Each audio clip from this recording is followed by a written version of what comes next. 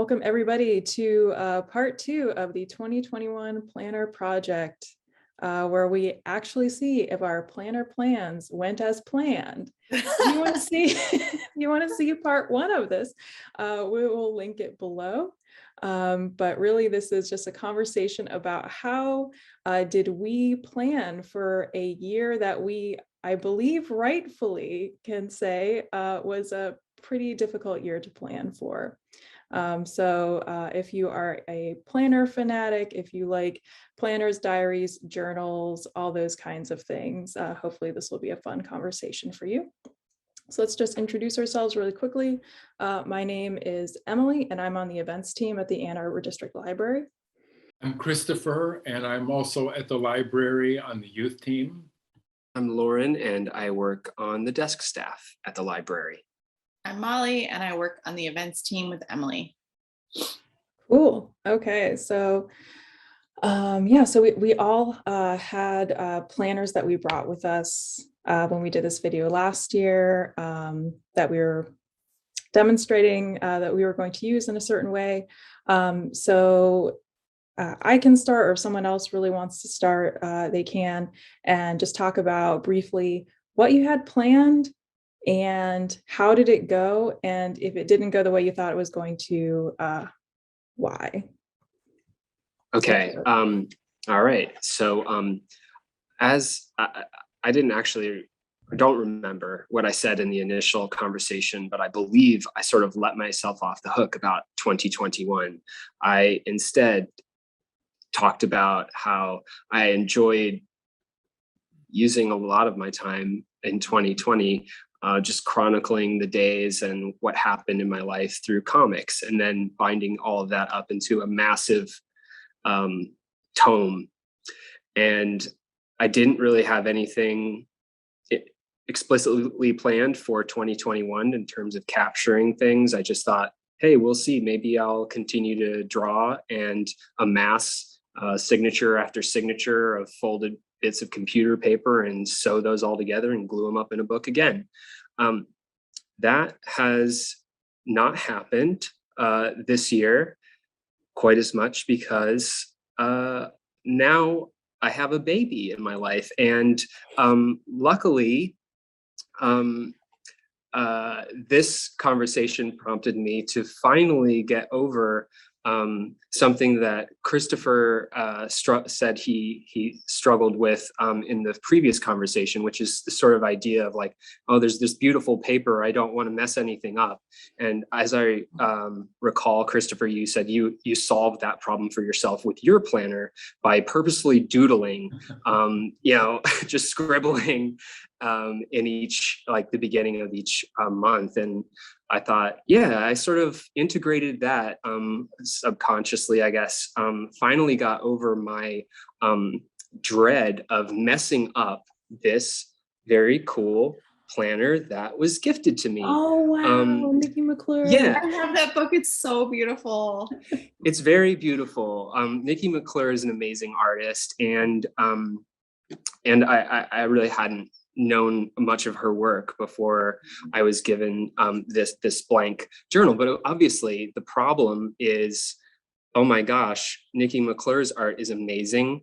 What am I gonna do to match up to this? And so for a while, this just sat on my shelf, and I thought, oh my gosh, I have to do something. So finally, in anticipation of this conversation, I got over myself and just started remembering some of the things that have happened. Now, this book is organized chronologically with, month 1, and there's space, like here's 4 months, and here's an awesome Nikki McClure drawing. And you notice that I haven't added anything whatsoever to those pages, but I've started with month 7, which is where we are. This is just a memory of last weekend, walking in my favorite woods with my partner and our baby, and just peeking over on the other side is a drawing that my wife did of our baby, a life drawing. So shout out to her, because this is sort of like a collaboration.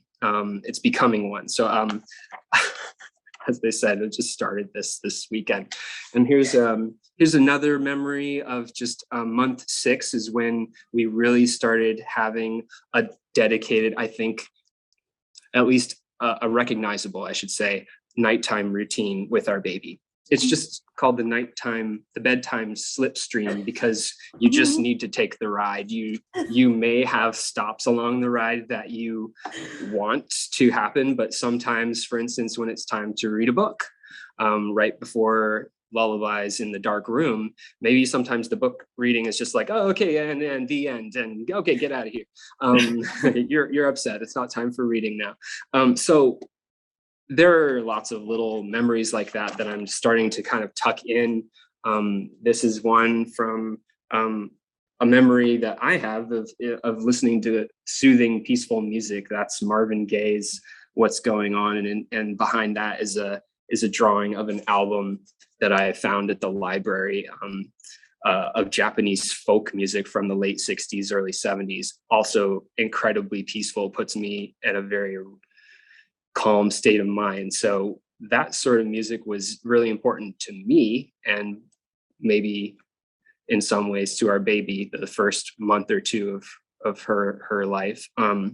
So I'm leaving space for my partner to get in there and draw more herself. And I have to say, I'm taking my time filling this. I will be taking my time, but I hope to I've gotten over the initial problem, which is like, how the heck am I going to match Nikki McClure's amazing art? And the answer is just like, I'm not. I'm just going to do my thing on these pages. That being said, I also find your art and your wife's art amazing. So I feel like you guys are no slouch, like with your art alongside hers. I just want to say that. Thank you. I have to say, we have a dedicated baby book, the one that's the one we don't want to mess up, and we have all the pictures in it, glued in it just so, and that's sort of like my wife's thing. The organization is perfect. It's and that's all her. But we've definitely written that book and collected the images for that book with audience in mind, with like our family members, and hopefully, our daughter one day will look at this, and I hope that she'll look at this too. But this is a lot more rough and ready, and so a lot more crude, a lot more like, okay, I'm not gonna like agonize over these images or memories or my words. I just need to get them on paper at this point. Yeah, as you might expect, I was a little bit busy during these months, just living the life of a new parent. This is totally new to me. So, but it definitely feels like 207. I did the math for this conversation. So our baby's 207 days old, and we've got several hundred more to go before this book is done. So I've got that to look forward to. So funny. So before this talk, I was like scrambling around trying to find my planner. So funny thing about planners, and I guess something that I learned about myself. So I know I went into great detail last time talking about the aesthetics of a good planner, and I totally care about that still. I have a couple more planners that I'm working through right now, and that are like for forward times. So let me show you. So this is a planner that doesn't have a ribbon, but does have that. And then I have to keep bending down. And this is can I just say, I'm sorry to jump in. I just say, just for people who didn't watch the first video, I mean, definitely watch it, of course. But like, there was some extended back and forth about ribbons and like what they're used for. And I did really like your justification. I think Molly was like, it's sort of like indicating I'm done with you. I did the thing, and it's time to put the ribbon on, and then boom, we're out. Yeah. So I have to tell you, I have the two planners that I have right now. So I have this one, doesn't have a ribbon. It feels like kind of like an open book right now. And then this is another planner that I was just gifted. And And this one's really cool because it's like the pages are not, I'll like take a couple shots of the pages, but Yeah, there it's are cool. some dot pages, some grid pages. I really like that. So I think one of the other things I talked about with my planner, well, actually, let me just say this. One of the first things I learned was that this thickness of a planner was never going to get me through an entire year. Like it just wasn't. Like I write kind of big and I write messy, and I like to, like, sometimes I like to write on one page and then it feels like, you know, that thought needs to be there, and then turn, even if I don't like fill the whole page up, I want to like flip to another page. So I'm on the lookout for a book that's kind of like this, but is thicker. Because I like the idea of having something that you can kind of like get through the whole year encapsulated in it. So I don't know, I might end up going back to something that has like built-in calendars in it. I haven't quite decided. So I guess that's the first thing, is this thing did not last me. Let's see if I even wrote my dates down. This lasted me, let's see, I can tell by my notes. It did not. I remember like Yeah, this didn't last me long at all. it was like 3 months or something. I think 3 You months. devour notebooks. Yeah, You really do. I do devour notebooks. I totally do. I totally devour notebooks. Maybe, yeah, okay. Yeah, you're right. So that's something I learned. The next thing I learned is that I know I talked about wanting to like look at the year in a different way, like thinking about it in terms of like 6-month cycles. And so I had drawn out like this like kind of main page, and then I like color coded all of my corresponding months. And I had the vision that I was going to like each month have a heading, kind of like the way they do with bullet journals. That didn't work out. like Lauren mentioned about, you know, being a new parent, I, silly me, thought that since I was rounding the corner to my son being a year old, that I would have a little bit more time for, you know, decorative pages and you know, adding lots of like decorative details. But it turns out that the part that I need to enjoy is being able to write in my planner and like enjoy the experience of jotting down some reflections from the day, or crossing things off my list, or making lists for the future. So I just kind of lost the thread of what I was saying. Oh, back to this. So this really did change the way I experienced the year, strangely enough. Like I really, each time the months kind of cycled to the next month, even though I didn't have that written down page of like, okay, you know, here's the heading for the month.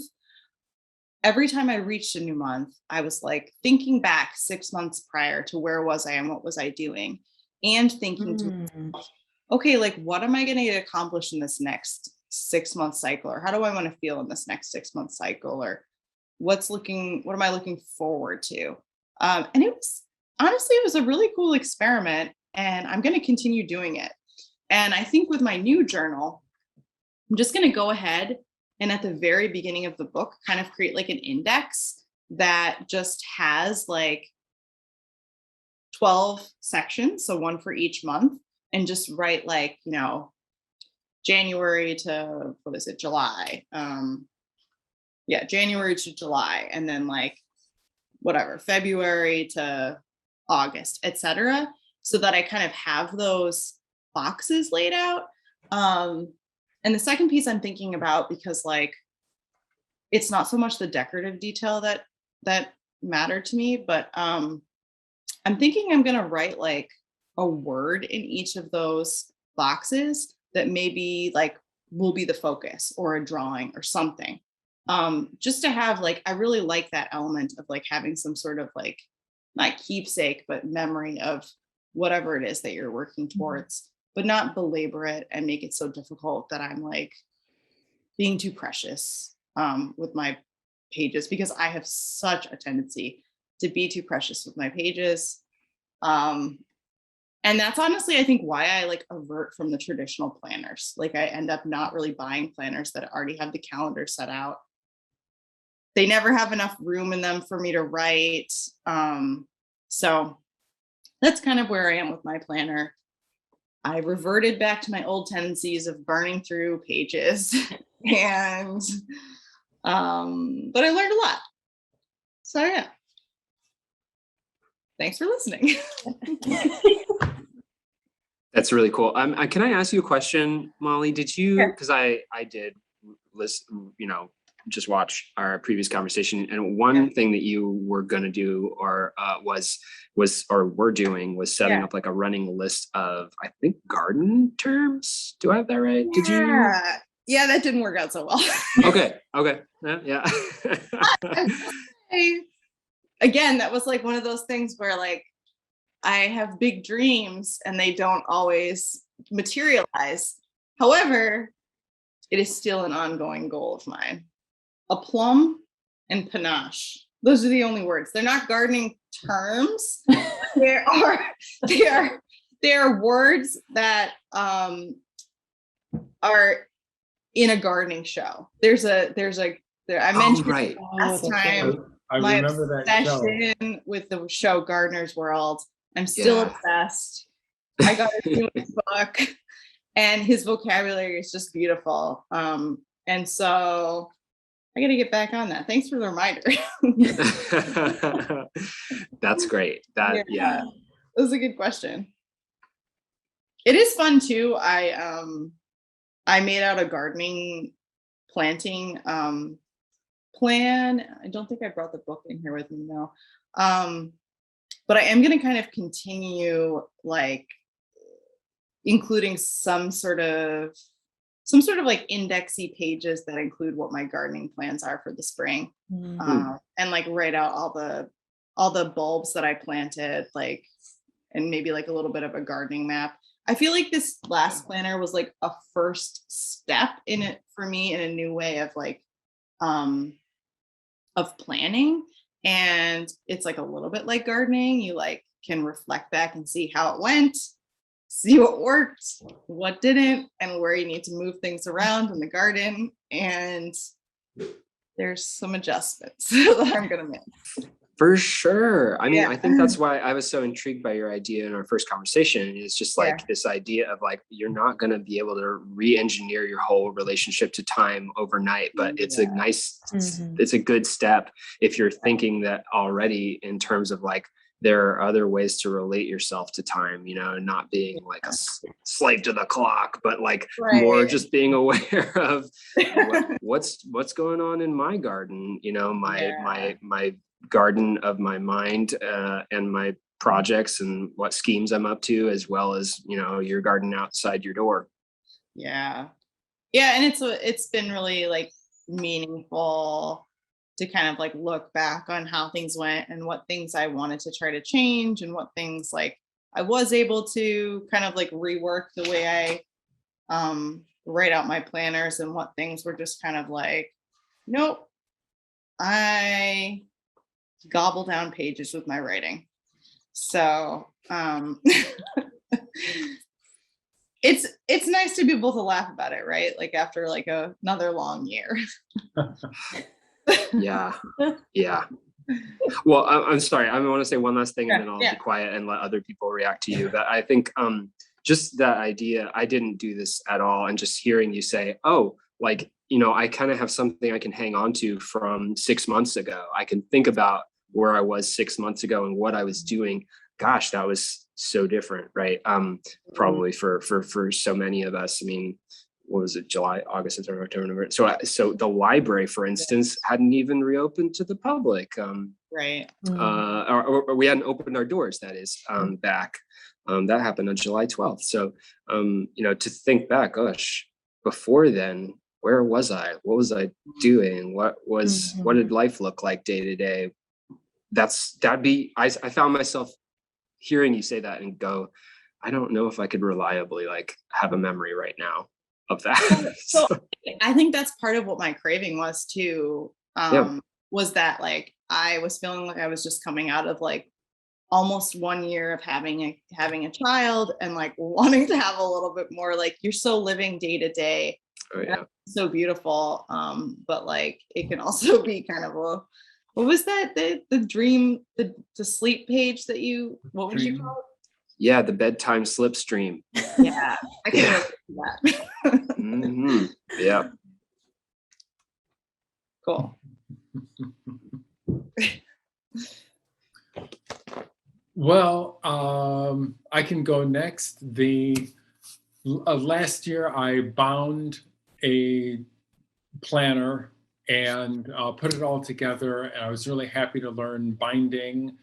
And unfortunately, it didn't survive too long because life is so busy. I realized that what I'm really trying to do with a planner is to bring about a certain reality just by planning for it on a piece of paper.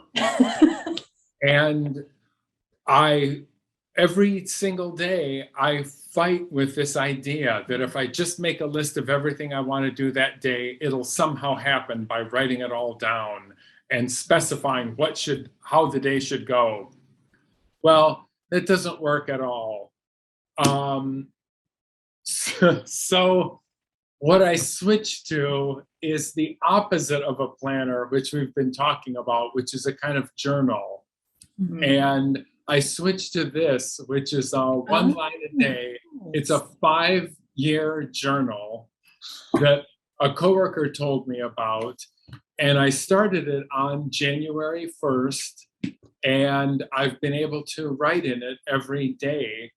Wow. All right.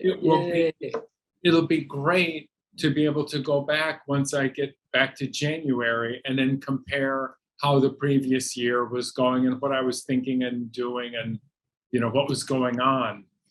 So I'm really excited about that and about you having a 5-year kind of record of things. My only partial disappointment is a lot of days I just write the same thing. So tired today, worked a shift at Pittsfield, worked on this, whatever, didn't get to read today. The end. Because there's only this much space to write in. Of course, that's not every single day, but I want to get out of that rut of just writing the same thing. But, even that in itself is kind of instructive of what's on my mind and what I'm doing. So that, when I go back and think, wow, I was writing the same thing every single day, worked my shift, so tired, whatever. It's like, what is that telling me? I don't know.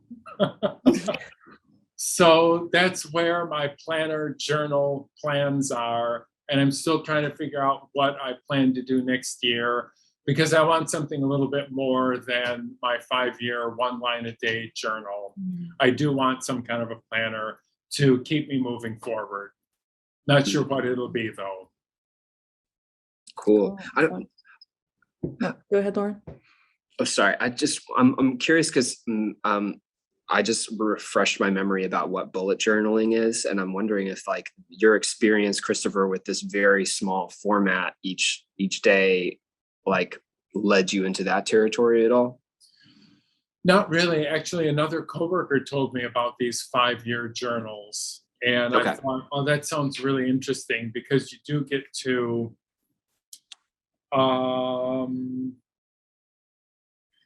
so here's January 1.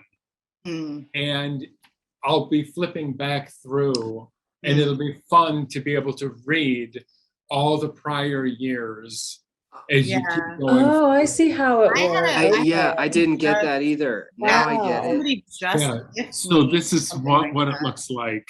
Okay. Wow, that's cool. Instead of a long journal, you cycle back through, you get to the end and you go back to the beginning. That's super cool. I think that's super cool. Super cool. Yeah. Cause then you got, you get that hit of like, oh, wow, this is what I was doing this time last year. I get it, because it's on this exact same page rather than, this is the perennial problem with me. I have got like, you know, like banker's boxes full of moldering, you know, old journals and sketchbooks somewhere in my garage, right? Like, I'm not going to look through that stuff anytime soon. But this is the beauty of the 5-year journal I see. Right. Yep. They make them, somebody gifted me a version of that journal specifically for like, almost like a continuation of your baby book. That's like writing down memories of what your child did that day.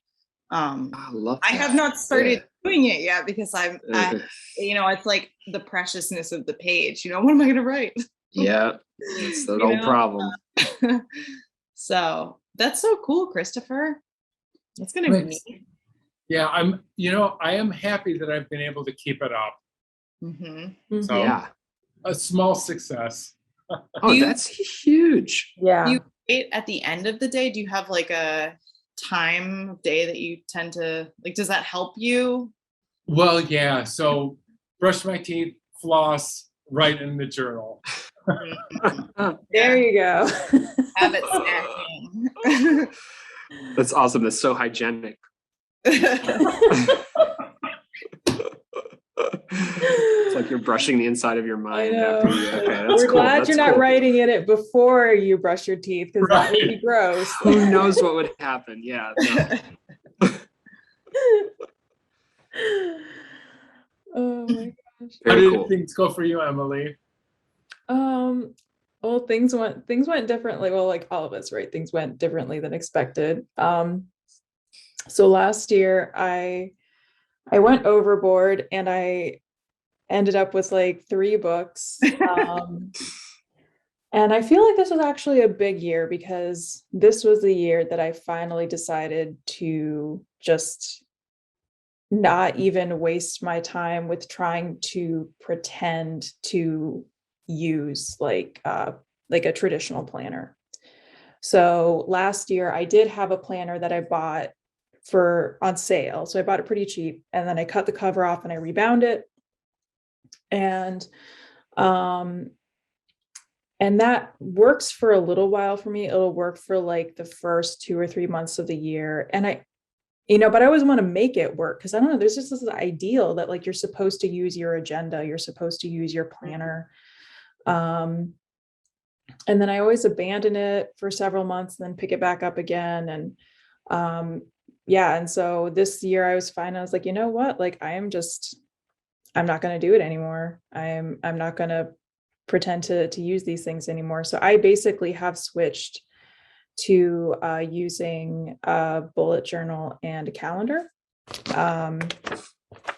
So what I have is the bullet journal that I'm using right now. I decided when I first made it, so basically this was the work side and then this was the personal side. And I think this may just end up being for work, and I'll just, just write through all the pages for work. And then I got this calendar. It's just like from an Etsy shop. So it's like, I think it's like monthly plan, and it's blank. So you fill in all the months. And I really like the kind of spareness of it. So I think for me, it's just having not being bound to like that. Okay, well, you have to have something to do on this day. You have to have something to fill in for this week. I need a calendar, and I generally need multiple calendars. I put things in a Google Calendar, but I often don't remember them that well unless I actually physically write it down. So it's like I definitely need calendars to be able to plan things. But the agenda format just doesn't work for me. And with the bullet journal, I'm still using my little triangle friend, and I made a little pocket for him to go in here. Yay. And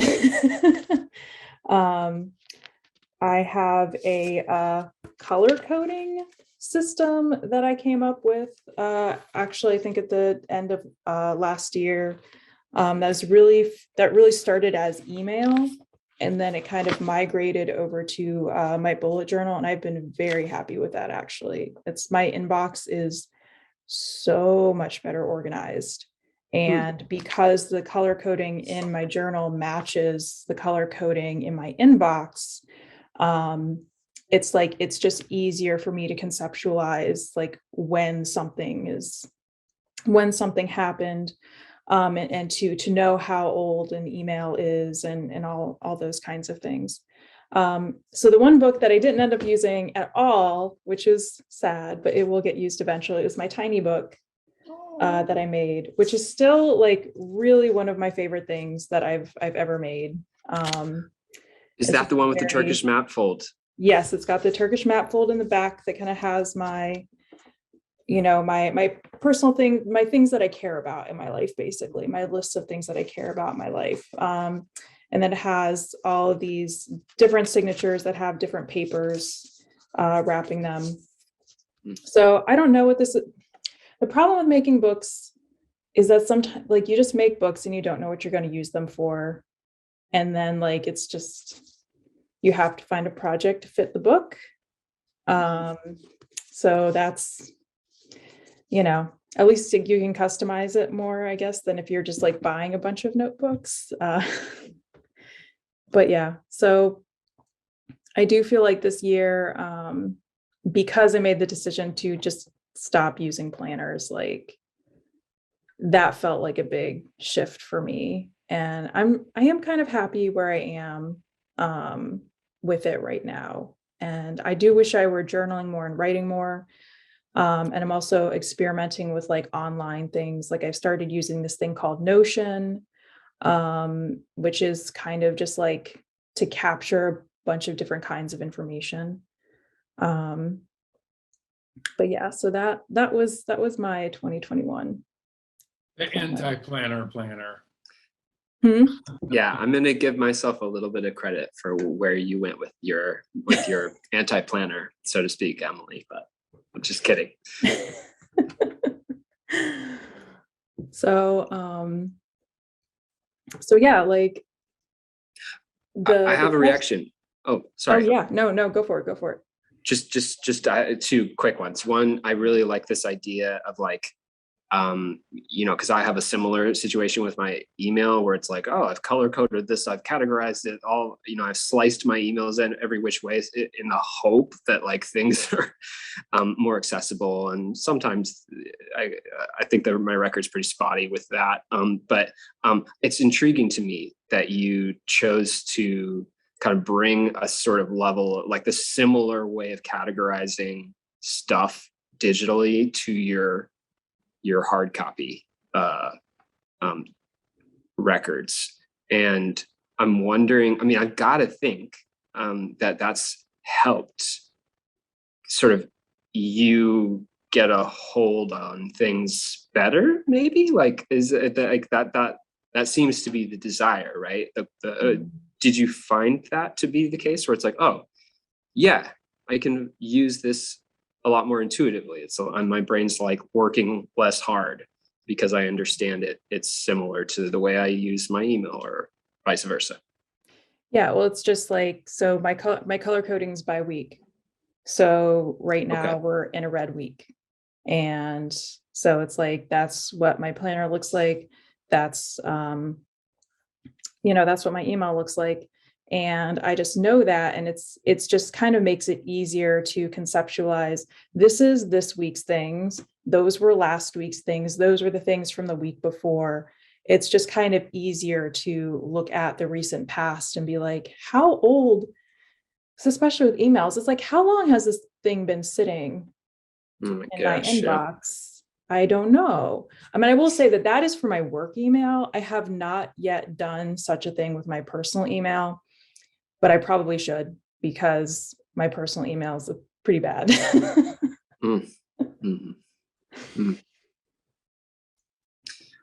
Yeah, I have another reaction to what you're saying. This idea of like having like a list of I don't know, it's almost like the question of like thinking forward or reflecting, and like how thinking forward, the problem with that sometimes is like you get a pile of a dozen plus things that you want to do today and you feel bad when you don't do it.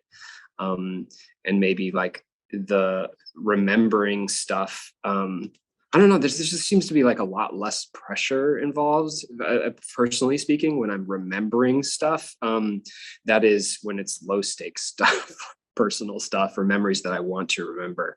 But I don't know, like I'm sure that neuroscientists or some such psychologists have like done studies on like what does it actually help if you are reflective, because that's hard to do too, you know, to spend actual time, devote time after the day is done, when you're tired after you worked your shift at Pitts and you're like, okay, I'm tired again. Like how do you yeah, make time to make sense of the day too? I suspect that if you do that, you're going to get better at thinking about the day in ways that don't make you feel frustrated when you don't do the thing, right? Like that's my hope, but I don't know.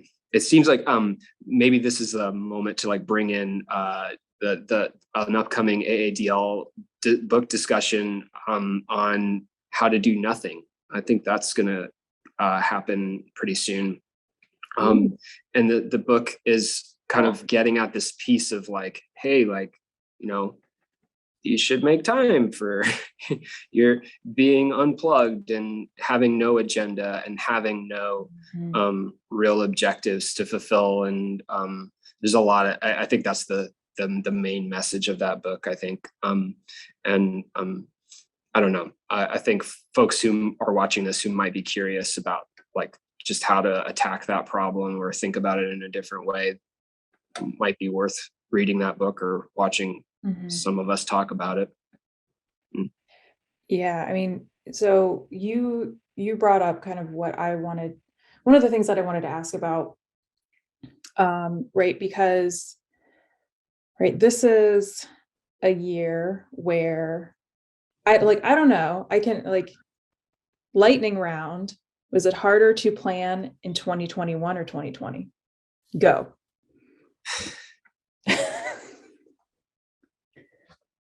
It's lightning round, guys. Harder to plan in 2020. Why? Well, harder to plan in 2020 because for me, I was so in that like newborn stage, you know, and it was just like, no, you know, and with all the uncertainty and everything. 2021, it was easier to plan for me because I decided to change the scope of the way I was looking at planning. So like after experiencing 2020, I was like, okay, I'm going to plan by using these chunks of time instead of like the whole year. But that being said, it was not necessarily easy to stick to all my planning goals. I get that. I definitely get that. Yeah, go ahead, Christopher. I was just going to say, for me, it's always difficult. I don't know if it got better or worse, really. You know, I just planned something with some friends. I planned it at the end of October for a date in January, and everyone thought it was so absurd. But now I've already had competing events pop up for January, and if I hadn't reserved this one particular date, it would already be in jeopardy. Yeah. So and you know what? I do it to myself.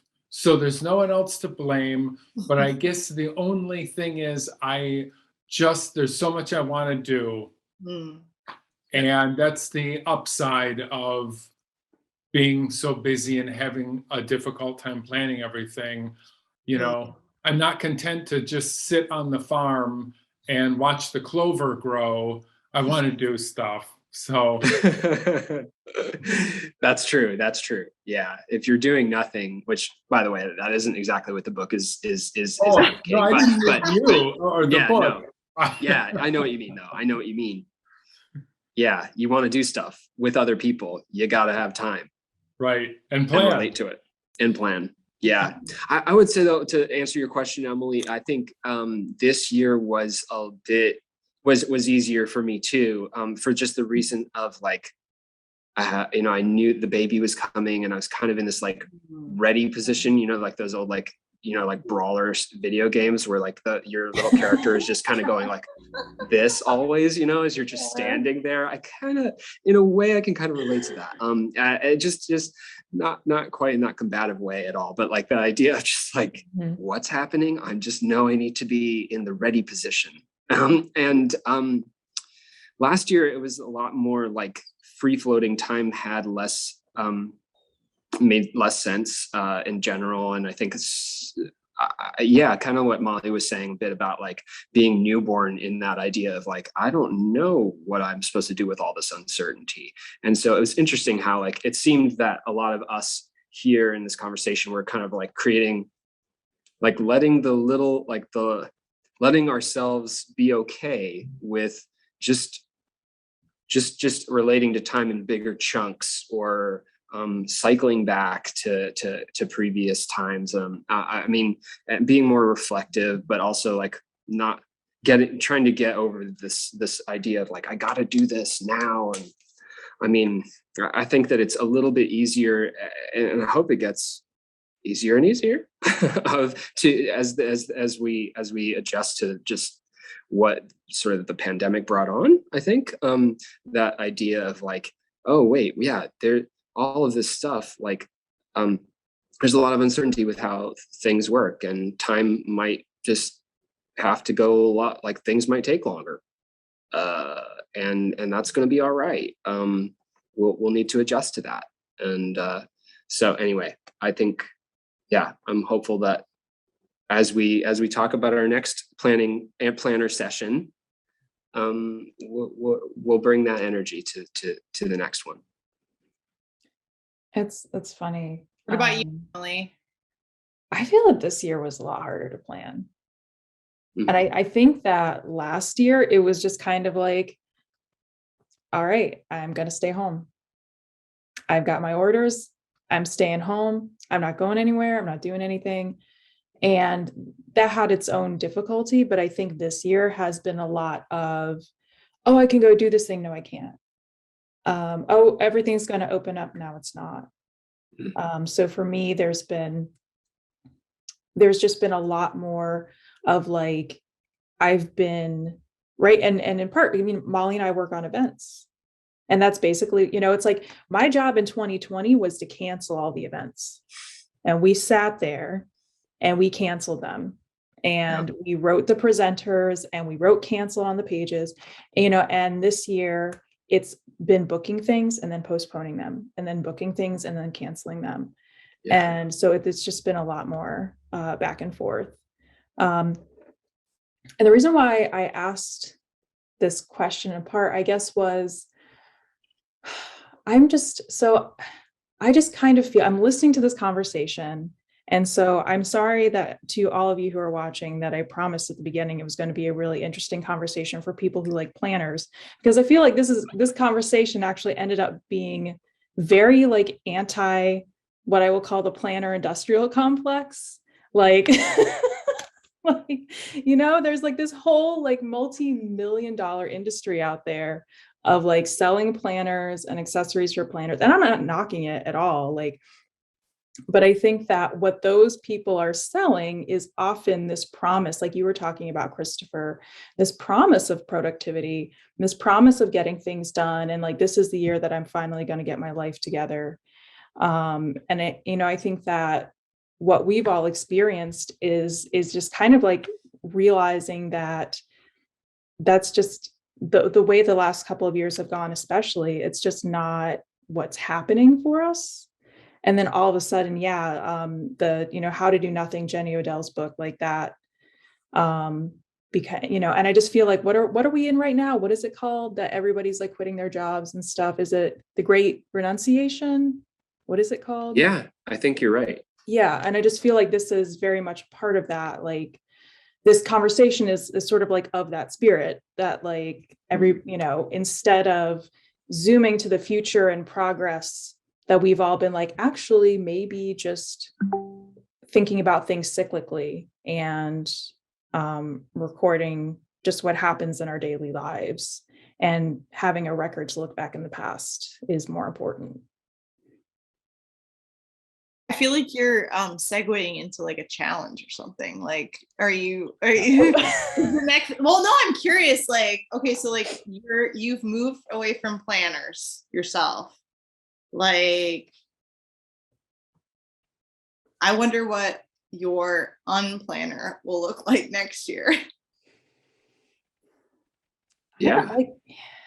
I mean, for me personally, we can certainly talk. I mean, we've already talked a little bit about what we want to do next year, and I wanted to get to that.